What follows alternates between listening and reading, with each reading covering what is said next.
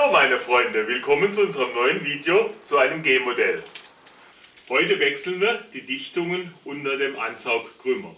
Das heißt, das Video gibt euch eine Anleitung, wie man den kompletten Ansaugbereich des Boxermotors demontiert. Bei solchen Reparaturen ist es auch immer eine gute Idee, die Batterie abzuklemmen. Bei der Demontage muss natürlich das alles raus. Wir beginnen mal mit dem Luftfilterkasten. Zusätzlich zu den zwei vorderen Schnappverschlüssen gibt es hinten natürlich nochmal zwei. Jetzt fängt schon wieder die Feinarbeit an. Das ist das Los eines jeden Boxerschraubers. Und dann kann der Luftfilterkasten entnommen werden. Der Unterteil des Luftfilters hat insgesamt 6 Verschraubungen. 4 Schrauben befinden sich an den Ecken zum Luftmengenmesser, hier innen. Und dann sitzt auf 2 Stehbolzen. Der eine ist von hier außen gut sichtbar und der andere sitzt hier. Hier sind jeweils Muttern verbaut. Vorsicht, diese Schrauben haben auch noch verlierbare Sprengringe.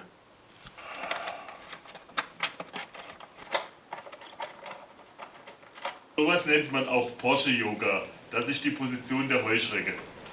Im vorderen Bereich ist noch eine Mutter. Und auch hier ist wieder eine verlierbare Unterlagsscheibe drin. Hinten am Luftfilter ist nur ein Halter für die dicken Leitungen. Haben einen Kreuzschlitz die Schrauben. Hinten am Gehäuse gibt es noch eine Rückführungsleitung. Die müssen wir auch noch abklemmen.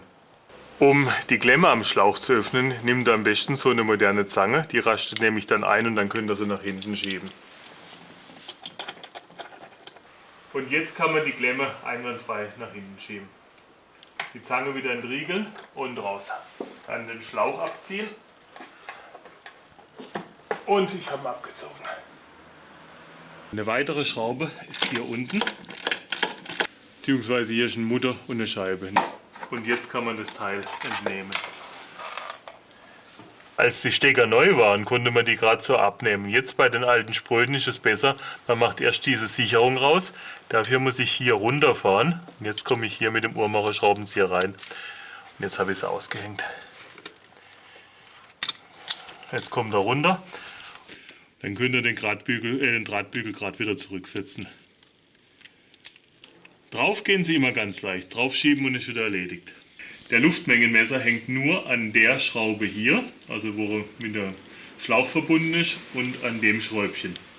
Im Prinzip können wir den Halter auch gleich wegmachen, braucht eh keiner jetzt mehr. Diesen Kabelclip können wir am besten so entnehmen, zusammendrücken, dann kann er durch. Dann machen wir die Schlauchklemme vom LMM auf. Gut. Und jetzt können wir den LMM entnehmen. Ganz vorsichtig, das ist ein empfindliches Bauteil. Und ganz neu. Als nächstes Bauteil demontieren wir den Leerlaufsteller. Hier 2 Schraubverbindungen. Auch hier haben wir am Stecker wieder so eine lustige Federklammer. Einmal abziehen. Und jetzt können wir sie wieder drüber setzen. Dann die 2 Schlauchklemmen öffnen. Jetzt ist er lose soweit. Ein bisschen aufmachen, dann kann er nach hinten geschoben werden. Und der Schlauch kann runter. Das gleiche mit der unteren Schelle. Möglichst weit aufmachen. Irgendwann lässt sich die Schelle bewegen. Als nächstes muss der Kabelhalter hier weg. Der hat eine 10er Schräubchen, das lustigerweise von hinten geschraubt ist. Da wo keiner beikommt. Dann können wir auch in den eigentlichen Halter, müsst ihr aufpassen, der ist nur in Gummipuffern geschraubt. Dafür aber gleich mit Sicherungsmuttern. Kann natürlich leicht zerbröseln, das Gummi, nach so vielen Jahren. Unten gibt es eine zweite Schraube. Und die Unterlagsscheibe auch noch. Jetzt kann der Leerlaufsteller aus dem Schlauch gezogen werden. Die Luftführung hat 2 Schrauben. Eine sitzt hier vorne und die zweite symmetrisch von hinten. Die fehlt schon hier. Brauchen wir also nur die vordere rausmachen. Schlüsselweite 8 ist ein ganz kleines Schräubchen. Unten hat der Schlauch eine Schlauchklemme. Da haben wir die ganze Schelle in der Hand. Macht jetzt aber auch nichts. Dann ziehen wir die Luftführung mal unten raus. Und oben und wir haben sie. Die andere Luftführung hat hier oben eine Schelle. Und wir haben sie runter. Der Kanal ist hier hinten nochmal geschraubt. Eine weitere Schraube sitzt ganz da unten. Da kommen wir besser bei, wenn die Masseleitung weg ist. Da die Masseleitung sowieso weg muss, fangen wir mit der Masseleitung an.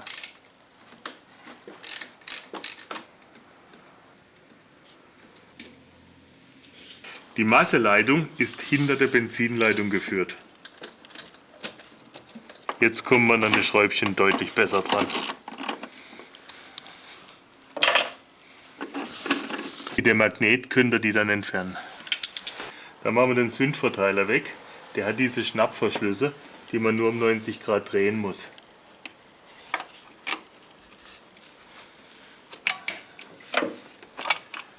Dann kann man den ein Stück weglupfen. Wenn der Zündverteiler weg ist, kommt man auch an die letzte Schraube des Kanals unten. Durch ein bisschen fummelig, weil mit einer Ratsche kommt man nicht einmal bei. Dann sollte der Luftkanal hier rausgehen. Und wir haben ihn. Das Gebläse hat hinten eine Steckverbindung, die könnt ihr einfach abziehen. Das Gebläse hat hier hinten 2 Schrauben und eine ist noch auf der Gegenseite. Geht wie immer beim Elfer eng zu. Vorsprung durch Technik. Der andere sitzt auf der Rückseite. Und noch alle Sicherungsmuttern, dass man noch mehr Spaß hat. Und das Scheibchen mit dem Magneten. Hinten ist der Kabelhalter noch drauf, aber sonst geht es ganz gut. Und wir haben das Gebläse. Am Drosselklappenstutzen hinten gibt es noch eine Verbindung zum Ölabscheider. Die demontieren wir als nächstes. Wenn die Klemmen weit genug offen sind, kann man sie nach hinten schieben. Ich habe beide Schellen aufgemacht, also vor und nach dem kleinen Stutzen. Also irgendwo muss der Schlauch runtergehen. Jetzt haben wir ihn und retten gleich mal beide Ringe. Da der Schlauch hier rissig ist, können wir ihn auch gleich komplett demontieren. Wenn sie weit genug offen ist, kann man sie zurückschieben. Und der Schlauch wird schwer runtergehen, machen wir vorher warm. Wenn er warm genug ist, lässt er sich auch viel besser abrubbeln. Erstmal die Schelle weg, damit sie nicht irgendwo in den Tiefen des Motorraums verschwindet. Der Schlauch da hinten durchgefädelt werden. Warum die da keinen offenen Halter montiert haben, muss man die Porsche-Ingenieure fragen. Und wir haben den Schlauch. Im Schlauch ist noch ein Teil, das den Durchmesser sehr verjüngt. Diese Leitung geht auch von hinten noch an den Drosselklappenstutzen und die Leitung geht oben nochmal auf eine Schelle.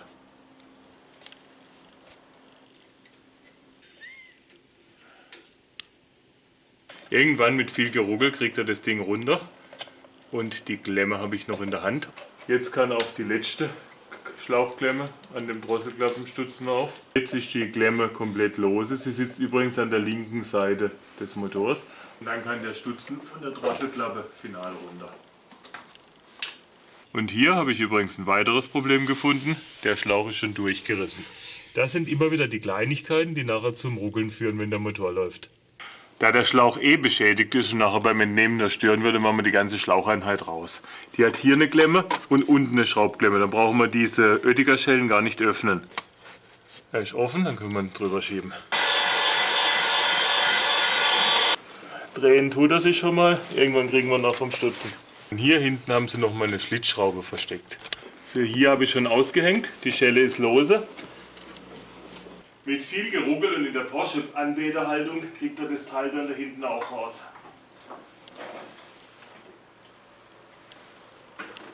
Die Kabel von den Gebern hier, also Bezugsmarken, Drehzahlgeber und so weiter, die beschriftet er erstmal und dann wieder vorsichtig die Klammern aushängen.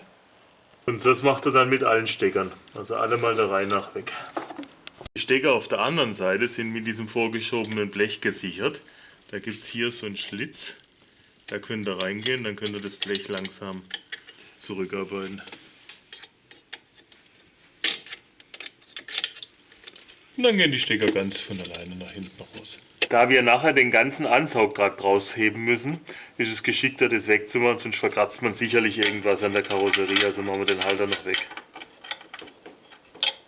Das sind hinten 6er Schräubchen, also 10er Schlüsselweite. Und dann macht er die Schräubchen raus und wir haben den ganzen Halter. Die Unterlagscheiben sind sogar unverlierbar. Jetzt machen wir auf der rechten Seite weiter, indem wir die ganzen Einspritzventile, die Stecker abziehen. So, verwechseln kann man die nicht, die sind alle unterschiedlich lang. Dann ist jeweils zwischen zwei Zylindern ein Kabelbinder, die schneiden wir natürlich auch durch. Und so arbeiten wir uns jetzt die ganze Rail nach hinten. Und hinter dem letzten ist auch nochmal ein Kabelbinder. Im Membrandämpfer ist nochmal so ein lustiger Clip. Die Rail selbst lasse ich gerade an der Ansaugspinne hängen, aber wir müssen jetzt die Benzinleitungen davor und dahinter trennen.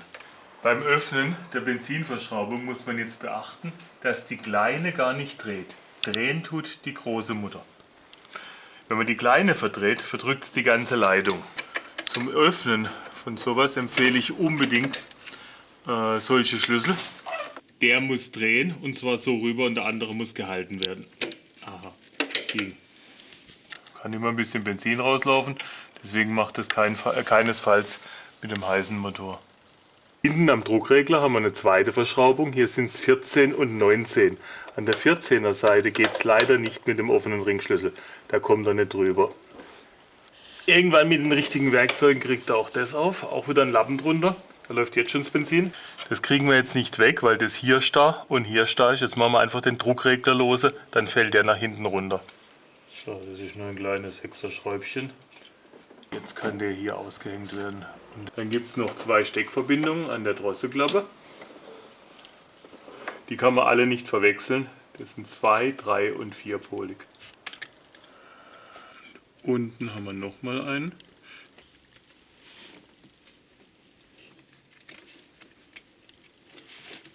So, der rechte Krümmer ist jetzt halbwegs frei. Eigentlich hängt er nur noch unten auf dem Zylinderkopf und diese Verbindung. Die Schellen machen wir lieber gleich ganz weg. Das ist schön groß und ist flexibel, damit kommen wir jetzt mit dem Krümmer raus. Um den Krümmer selbst zu lösen, muss man diese lustigen Imbusmuttern lösen. Das sind Muttern und keine Schrauben, die sitzen jetzt auf den Stehpulsen des Zylinderkopfs. 8er Schlüsselweite. Wir lösen die von außen nach innen. Oh, die war ganz gut. Gerade mal ein bisschen anlösen. Mit den unterschiedlichsten Werkzeugen komme ich auch an die verschiedenen Schrauben bei. Und auch die hintere geht ganz leicht auf. Dann geht es vorne mit der weiter. Aha, ist auch lose. Und jetzt kommen noch die zwei mittleren. Auch noch aufgegangen. Und die allerletzte hier außen. Wenn die mal offen sind, ist so ein Kugelkopf natürlich für alle gut. Den kann man immer schön drehen. So sehen die lustigen Muttern aus. Oben Imbus und unten eine Mutter. Unter den Schrauben sind Unterlagscheiben, die aber sehr schwer zu fischen sind. Die Unterlagscheiben dürft ihr nicht vergessen, die gehen sehr schwer raus, aber wir müssen sie entnehmen, sonst gehen sie genau dann raus, wenn wir den Krümmer abziehen. Das ganze Spiel machen wir jetzt 6 Mal. Nachdem alles lose ist, zieht er die nach oben raus aus den Stehpulsen und das war schon. Und jetzt ganz vorsichtig ablegen, weil hier unten sind die Einspritzdüsen. Und damit hier nichts in den Motor fallen kann, stopft dann Lumpen rein. Dann müsst ihr die alten Dichtungen entnehmen. Und noch eine ganz andere Qualität wie diese Papierdinger, wo die heutzutage verkaufen.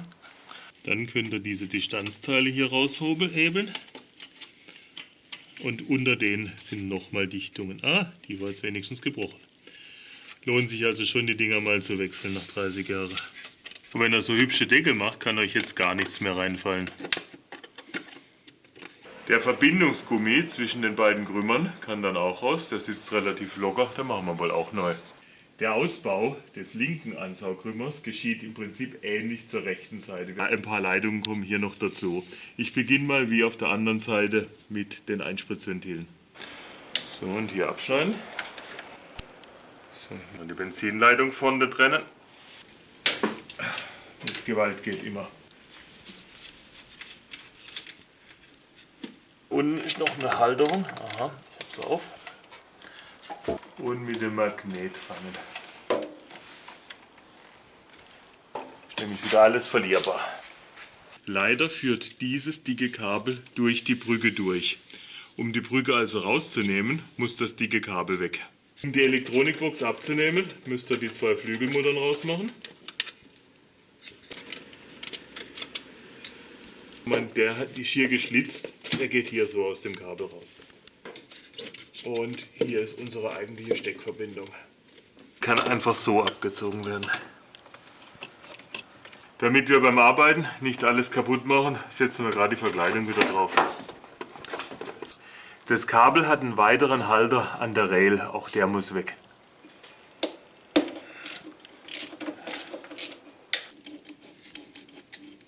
Dann arbeitet er das Kabel langsam zu dem Krümmer raus.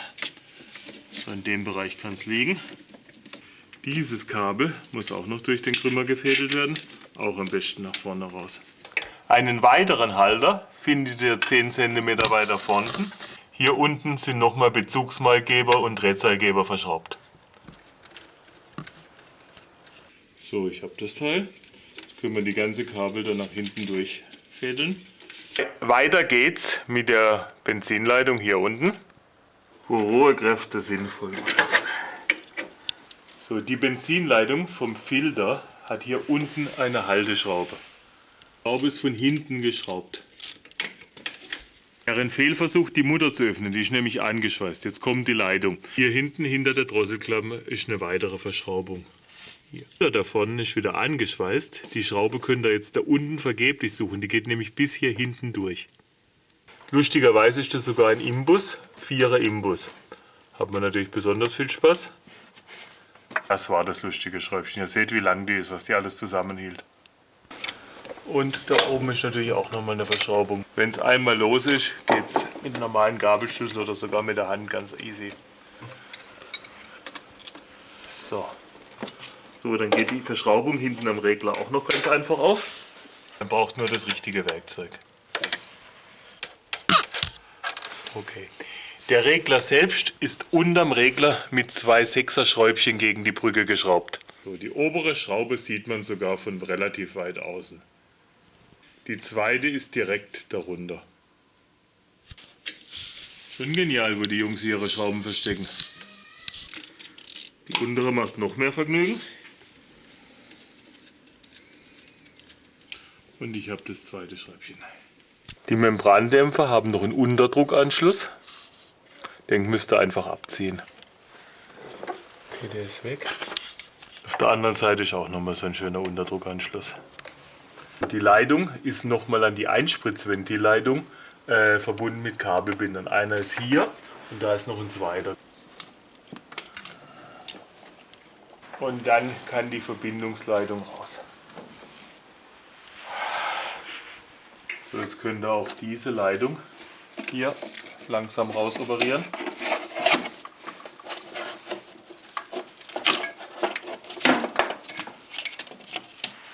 Die Drosselklappe könnte theoretisch drauf bleiben, aber die hat ja hier unten auch nochmal eine Dichtung. Wenn wir jetzt den ganzen Ansaugtrakt abdichten, wäre es ja sträflich, die nicht zu wechseln. Den Zug können wir hier trennen. Hier ist eine Wellensicherung. Sowas haltet ihr immer mit Magnet fest und dann könnt ihr das ganz leicht mit dem Schraubenzieher abdrücken. Dann könnt ihr das Gestänge so abziehen und mal nach hinten legen. Das Gestänge ist unten mit dem Motorblock verbunden. Die Drosselklappe ist mit Imbusschrauben fest. 4 Stück. An jeder Ecke eine. Schön über Kreuz lösen.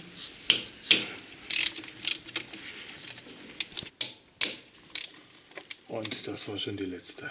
Die Montage müsst ihr aufpassen. Die haben wieder verlierbare Unterlagscheiben. Ich weiß nicht, wer sich den Spaß überlegt hat. Und die 4. Jetzt könnt ihr die Drosselklappe einfach mal so abnehmen. O-Ring kann gleich mal raus, dass wir nicht verlieren. Das untere T-Stück geht zu den Membrandämpfern.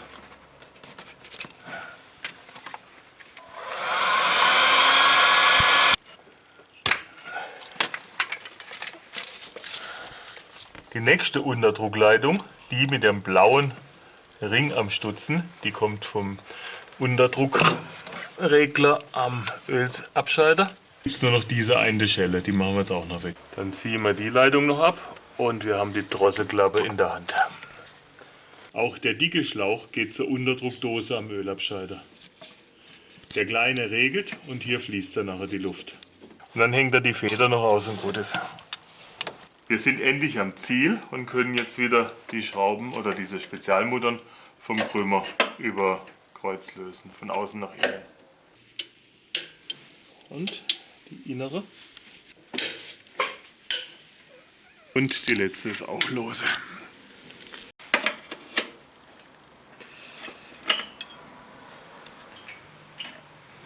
Gut.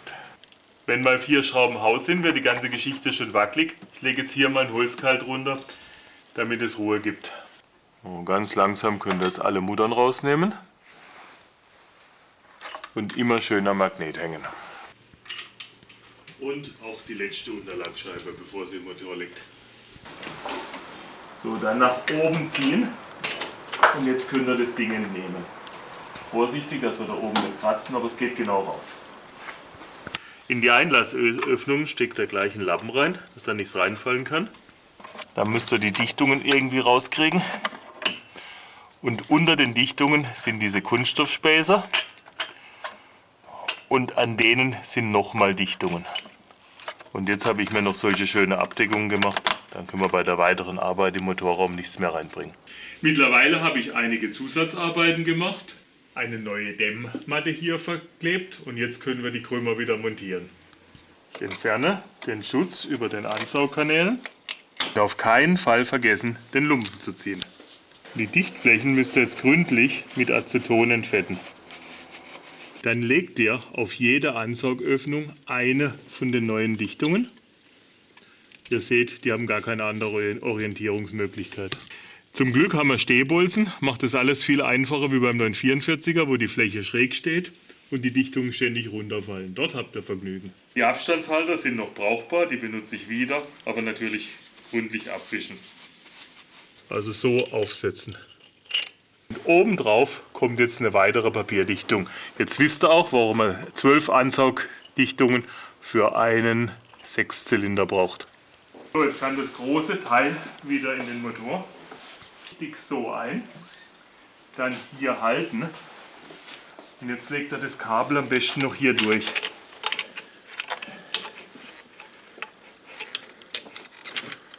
Setzt er das Ding vorsichtig auf die Krümmerbolzen und das ist schon passiert. Auf der Seite machen wir wieder ein Holzkalt runter, dann kippt uns das Ding nicht ständig spazieren. Und dann jeweils eine Unterlagscheibe und dann diese Imbusmuttern drauf, diese lustigen. Das macht jetzt Reihe um bei allen 6 Schrauben. Immer mit Gefühl arbeiten. Die Imbusmuttern des Krümmers ziehen wir nun von innen nach außen ein. Wir machen 2 Runden. In der ersten Runde machen wir mal 10 Newtonmeter. Immer erst die 2 mittleren Schrauben. Dann kommt über Kreuz die äußere. In der zweiten Runde auch wieder von innen nach außen 25 Newtonmeter.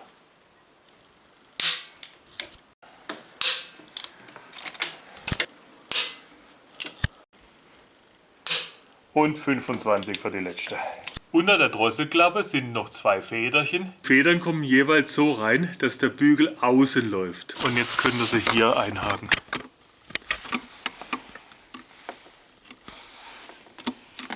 Und drin ist er.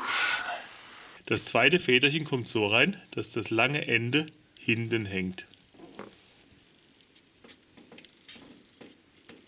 Okay. Hinten bin ich drin. Und vorne auch. Mit der Drosselklappe geht es weiter. Müssen wir erstmal die Dichtflächen wieder sauber machen. Und auch die Gegenfläche auf der Drosselklappe machen wir schön sauber. Insbesondere die Nut. Der Drosselklappe müsst ihr den O-Ring in die Nut drücken. So, die Drosselklappe kommt so drauf, dass der Schalter rechts von euch ist. Also so. Und in der Lage steckt ihr jetzt am besten gleich mal den Schlauch da hinten drauf. Der hatte auch noch eine Schelle. Das ist der Schlauch, der von dem Regler am Öltank kommt. Und den steckt ihr jetzt mal hier so drauf. Der kleine Schlauch, der den Unterdruck regelt, kommt hier drauf, auf den blau gekennzeichneten Stutzen. Auf die untere Leitung, aufs Stutzen, kommt das T-Stück, das die Druckregler vom Treibstoff links und rechts ansteuert. Schön draufschieben, nochmal alles kontrollieren und jetzt können wir die Klappe mal aufsetzen. Schauen, dass der O-Ring an die richtige Stelle kommt. Könnt ihr die Drosselklappe mal vorsichtig mit den 4 Imbusschrauben ansetzen. Bei den Unterlagscheiben müsst ihr aufpassen, das sind die vom verlierbaren Typ. An die hintere kommt man besonders gut bei. Für die Drosselklappe habe ich in der riesigen Anleitung nichts gefunden. Ziehen wir sie halt für eine 6er Schraube typisch mit 8 bis 10 an. Schön über Kreuz. Ich habe jetzt mal im ersten Durchgang 5 Newtonmeter eingestellt. So, und dann 10 im zweiten. Und die Schlauchschelle hinten müssen wir natürlich auch noch anziehen, jetzt wo er in der finalen Position ist. Jetzt können wir auch das Gasgestänge wieder zusammensetzen. Hier machen wir ein bisschen schön Fett drauf, dass es nicht wieder anrostet. Zur Sicherung kommt in die Nut eine winzige Wellensicherung. Weiter geht es mit der Kraftstoffleitung. Das ist der Anschluss an den Filter. Das ist also auf der linken Seite vom Motor. Die muss jetzt so unter den Krümmer geschoben werden.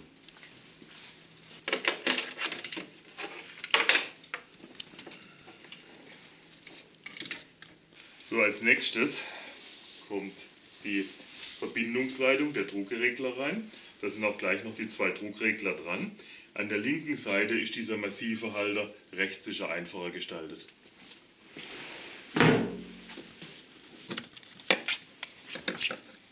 Der Regler kann jetzt hier direkt auf die Rail angeschlossen werden. Dann haben wir schon mal ungefähr die Position von dem Teil. So drauf. Jetzt setzen wir die Mutter gerade mal an, die kann ja noch ein bisschen Freiheit haben. Und dann wird er hier unten mit den 2 Schräubchen festgeschraubt. Dann versucht er mal vorsichtig das obere Schräubchen anzusetzen. Natürlich ein Geduldsspiel, das ist klar.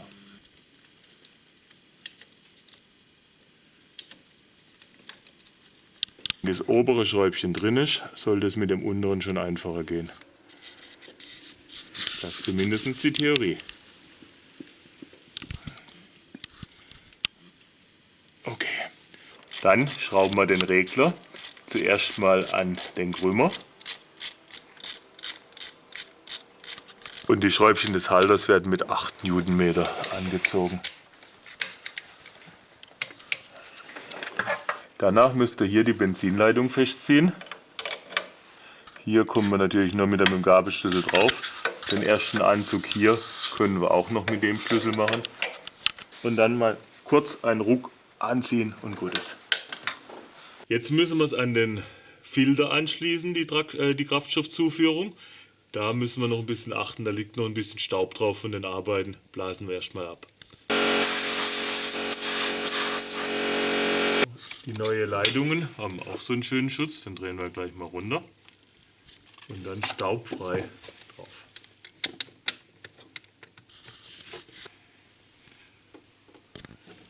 Und dann schön gemüstvoll anziehen.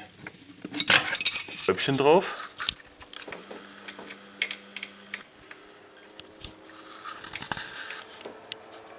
Wieder Spaß für Feinmotoriker. Hier im vorderen Bereich hat die Benzinleitung einen weiteren Halter. Und so geht es sogar mit Drehmoment. Wie viel Drehmoment allerdings die Verlängerung schluckt, ist eine andere Frage. Mit dem Halter wird jetzt hinten nochmal die Benzinzuführung, also die Stachelleitung gesichert. Und hier kommt die Verbindungsleitung zwischen den beiden Druckreglern rein. Das wird von hinten gegen so einen Bügel geschraubt. Und damit die ganze Sache noch lustiger wird, kommt jetzt auch noch die Einspritzleitung, dieser Kabelbaum, auch noch unter die lange Schraube. Also erstmal die lange Schraube hier durch, dann kommt die lange Schraube von hier vor und jetzt wird sie da vorne eingedreht. Die Leitung für die Einspritzdüsen war mehrfach an die Verbindungsleitung zwischen den Membrandämpfern mit Kabelbindern gesichert. Man sieht die alten Abdrücke, genau dort können wir sie wieder setzen. Dann die Unterdruckleitung, die wir vorhin an die Drosselklappe gehängt haben. An dem Druckregler ist immer ein Bogen, genau da kommt sie rein. Die Leitungen für Bezugsweigengeber und Drehzahlgeber sind hier nochmal gegen den Krümmer geschraubt. Und auch dieses Schräubchen bekommt 8 Newtonmeter. Der Kabelbaum zur Elektrikbox wird hier nochmal an die Rail gebunden. Die Schraube hat den Vorteil, dass es sehr, sehr lang ist. Bauen wir das Kabel gleich in die Elektrikbox. Die Steckverbindung wird hier, und jetzt kann man sie aufstecken. Jetzt passt sie hier über den Metallbügel und der Plastik passt auch noch drüber. Und dann noch mit den 2 Flügelschrauben zuschrauben. Da müssen wir jetzt nicht mehr ran, sind wir schon fertig. So, jetzt können wir auch die Benzinleitung hier vorne auf die Rail anschließen. Also muss ich erstmal wieder meine Drecksicherung hier entfernen. Und die neuen Leitungen haben einen Schraubverschluss. Kommt es hier drauf.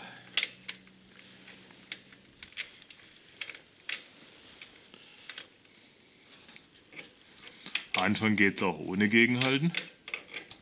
Dann jetzt Gegenhalten zum Anziehen. Die Rail darf sich nicht bewegen. Und so müsste gut sein. Jetzt machen wir auch noch die hintere Benzinleitung. Also müssen wir erstmal den Schlauch befreien. Der Rücklauf kommt hier auf die andere Seite des Reglers.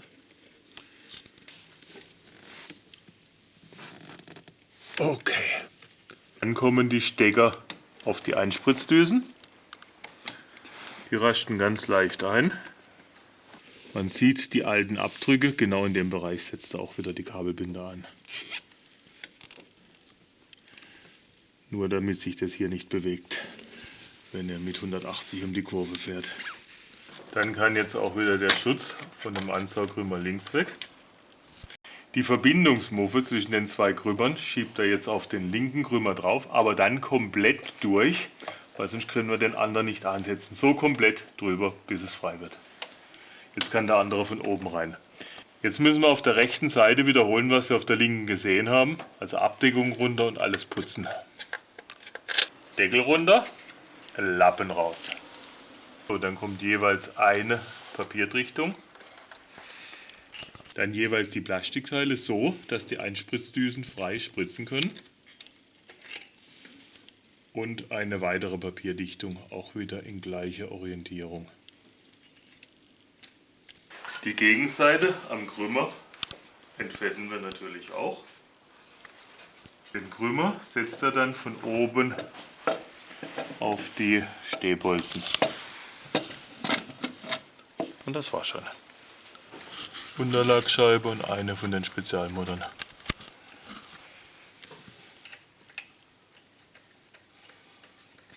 So, dann gibt es wieder von innen nach außen 2 runde Drehmoment. So. Und in der zweiten und finalen Runde 25 Newtonmeter. Das müsst ihr die drüber schieben. So, die muss genau mittig platziert werden. Dann zieht er die Schellen wieder an. Mit Gefühl anziehen reicht vollkommen. Dann geht es mit der rechten Seite an der rechten Rail weiter mit den ganzen Benzinleitungen. Dann kommt die Schraube hier wieder von der Rail her drehend drauf. So passt's.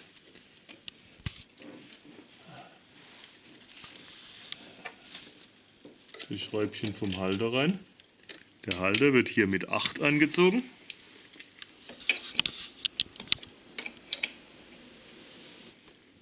Halt mit Gefühl. Dann kommt hier noch die Unterdruckleitung drauf. Und hier hinten haben sie so einen lustigen Kabelclip noch verbaut. Der kommt hier in dieses Loch. Gut. Dann kommen die Stecker auf die Einspritzdüsen. Dann verbinden wir die Benzinleitung vorne auch noch. So. Und gefühlvoll anziehen. Hier waren natürlich auch wieder einige Kabelbinder. Hier aber auch einer, obwohl ich den nicht so prickelnd schön finde über die Leitung. Aber der Abdruck ist eindeutig. Der Halter für die Kabelstecker kommt hier hinten an den Krümmer. Erstmal ein Schräubchen rein. Und 8 Newtonmeter.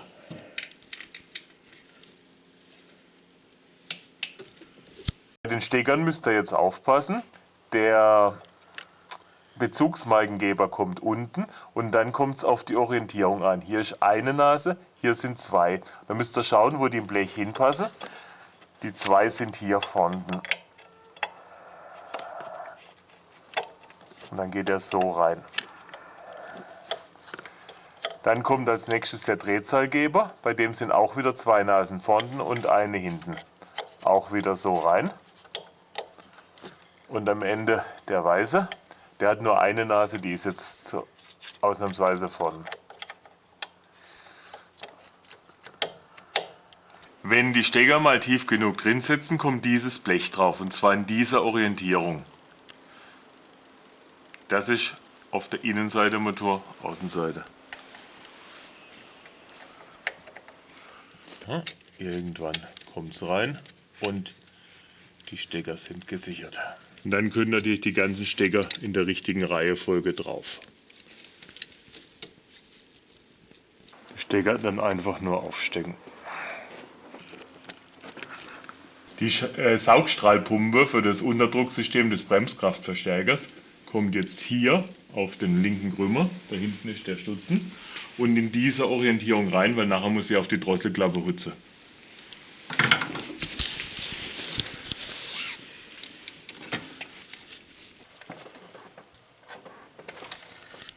Wie der Zahnarzt mit dem Spiegel. Okay, drauf ist sie. Wenn wir das Ding ausrichten, hier oben haben wir als Hilfe noch den Halter. Das ist ganz praktisch. Und jetzt muss diese eine Schlauchklemme ganz kompliziert mit dem Schlitzschraubenzieher da hinten angezogen werden.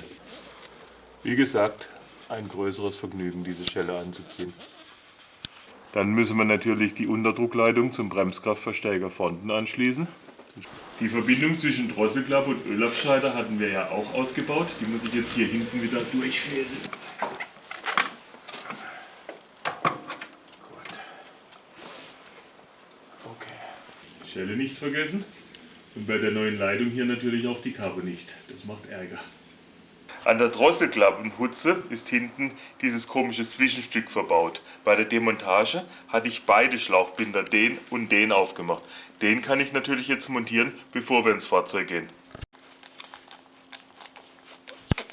Die Hutze kommt in dieser Orientierung drauf. Also der Schlauch geht vorne nachher auf den Leerlaufsteller. Einfach aufdrücken, haben wir schon mal geschafft. Kommt die Leitung zur Unterdruckpumpe hinten auf den Stutzen. Und dann kommt der große Schlauch von hinten auch auf die Hutze, auf den Stutzen an der Hutze. So, nun müssen wir alle Klemmen sichern. Wir beginnen mit der unteren.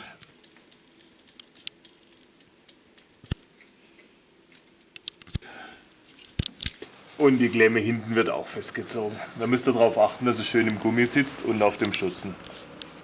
So, beim Ausbau blieb mir ja dieses Reduzierstück, also diese Drossel, im Schlauch stecken. Ich habe die Drossel jetzt rausgezogen und hier auf den Ölabscheider aufgesteckt.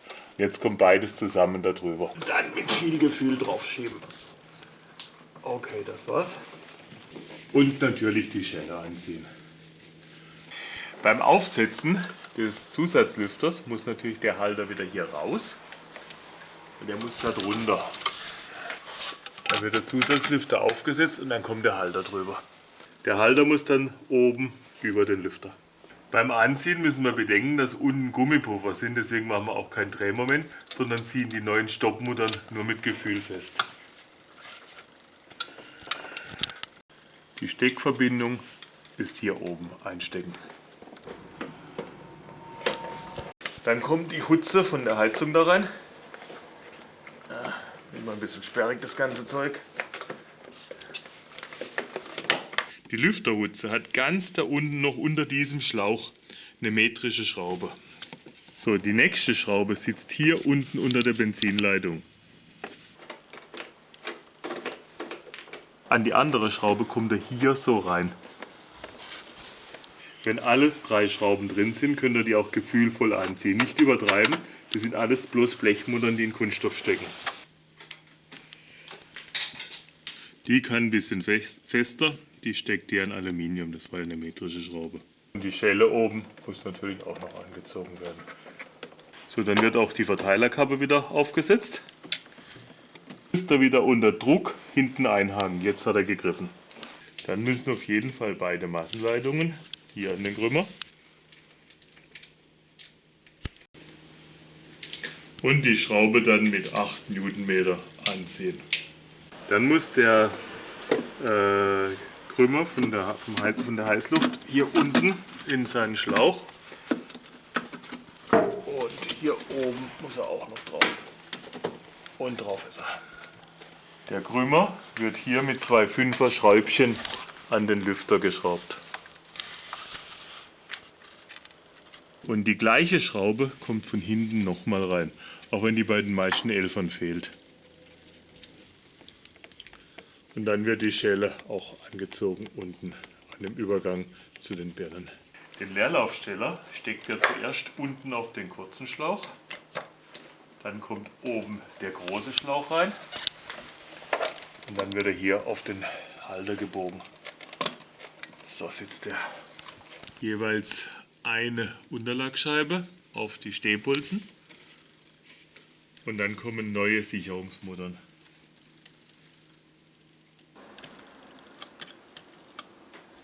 Dann kommt noch diese Steckverbindung hier. So machen wir das hier dran. Dann müssen natürlich die Schlauchklemmen angezogen werden. Und die zweite Schelle oben. Der Kabelbaum mit den ganzen Steckern für die Drosselklappe wird hier drüber geführt. Dann liegt und nicht unten durch, damit liegt er weiter weg vom Motor. Die Halterung vom Luftmengenmesser kommt so drauf. Das Langloch ist oben für den Luftmengenmesser, weil da haben wir immer eine gewisse Unsicherheit mit den Schläuchen. Bevor er das festmacht, kommt hier allerdings noch die Halterung drüber. Die war so. Die sichert dann den Kabelbaum in dieser Stellung. Neue Sicherungsmutter. Ich lasse mal alles lose, dann habe ich noch ein bisschen mehr Freiheit, das alles auszurichten. Der Luftmengenmesser kommt so drauf, Steckverbindung ist unten, aber er hat gar keine andere Möglichkeit in dem Fahrzeug. Dann wird er hier drauf geschoben und jetzt kommt der Bügel hier dran. Und der wird tatsächlich nur mit einem einzigen Schräubchen hier oben gehalten. Die weitere Halterung geschieht nachher über den Luftfilter. Dann beginnen wir von der Halterung her alles zu fixieren. Natürlich müssen wir auch die Schelle zum Drosselklappenstutzen anziehen. Der Halteclip für das Kabel war jetzt in diesem Bereich drüber. Machen wir erstmal die Stecker drauf, dann lernen wir mehr. Das ist der Luftmengenmesser selbst. Erkennt ihr daran, dass es der breiteste Stecker ist. Kann man also schlecht verwechseln. Der kommt hier drauf. Eingerastet. Dann der zweipolige, da wo der zweipolige drauf kommt. Der dreipolige, da wo der dreipolige drauf kommt. Den Leerlaufsteller führt er hier hinten rum. Ist immer ein bisschen eng, den Stecker drauf zu kriegen. Hier wird das Kabel jetzt so gesichert, dann sind hier alle Kabel fix. Und da machen wir noch ein Kabelbinderchen dran. Das Unterteil des Luftfilters muss jetzt auf diesen 2 Stehbolzen stehen. Und natürlich so rum rein. Mal da hinten vorsichtig eintrete. Kontrollieren, dass es in beiden drin steht. Da ist die Bolzen. Also einfach mit den Fingern kontrollieren. In dem Bereich ist der Bolzen. Das sind beiden drin. Dann setzt er hier die Dichtung dazwischen.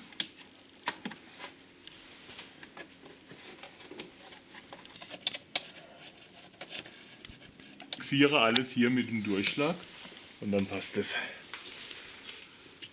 Dann kommen zuerst die Schrauben für die Ecken des Luftmengenmessers rein. Müsst ihr innen fühlen, wo die sind, aber ziemlich genau in den Ecken. Ein bisschen wackeln, dass die gut reingehen. Insbesondere die hintere oben habt ihr am meisten Vergnügen, die anzusetzen. Die Schräubchen werden mit 8 Newtonmeter über Kreuz angezogen. 8. Das Gehäuse selbst kommt auf die 2 Gummipuffer. Eine Schraube ist außen, also eine Mutter ist das natürlich, das sind ja Stehbolzen. Nimmt er neue Sicherungsmuttern. Die zweite sitzt hier unten, wo ihr es nicht seht. Hier drin. Die 2 Schräubchen zieht er mit Gefühl fest.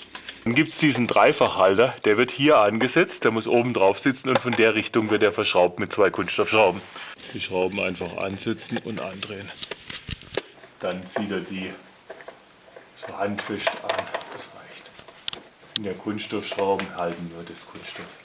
Und zum Abschluss am Filtergehäuse kommt jetzt dieser Schlauch auf den Stutzen hier.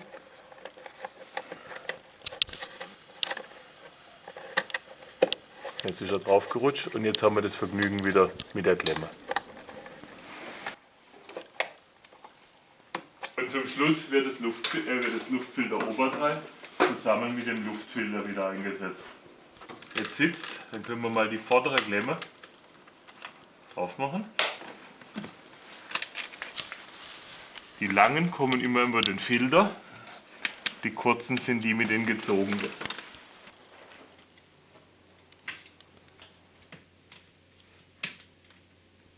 Natürlich noch die Batterie dran, sonst ist das mit dem Probelauf ein bisschen schwer. Und er läuft wieder. Auch diese Reparatur haben wir wieder erledigt. Zugegebenerweise, es war ganz schön schwierig, eine fürchterliche Fummelei. Ich sage euch schon mal Tschüss, bis zum nächsten Video.